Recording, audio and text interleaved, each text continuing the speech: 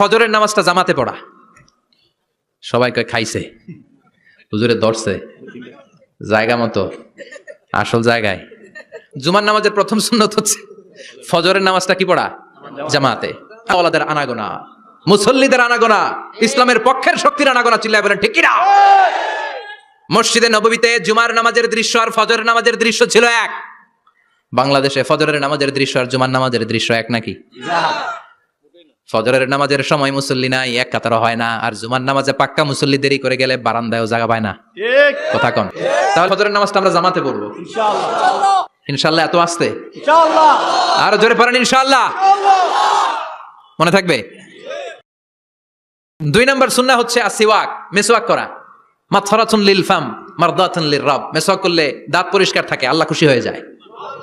বিষ্ণু বলেছেন যদি আমার উম্মতের জন্য কষ্ট না হতো প্রত্যেক নামাজের আগে মেসওয়াক করা আমি ফরজ করে দিতাম। সুবহানাল্লাহ। মেসওয়াক ছিল বিশ্বনবীর জীবনের শেষ আমল।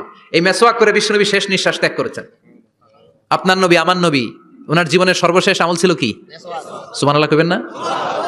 বিশ্বনবী জাইতুনের ডাল দিয়ে মেসওয়াক করতেন। বিষ্ণু বলতেন নি'মা সিওয়াকিয়া জাইতুন ফাইন্নাহু সিওয়াকি ওয়া সিওয়াকুল আমবিয়া মিন ক্বাবলি। জাইতুনের ডালের মেসওয়াক কতই না ভালো, কারণ এটা দিয়ে আমিও মেসওয়াক করি, আমার আগে সব নবীরাই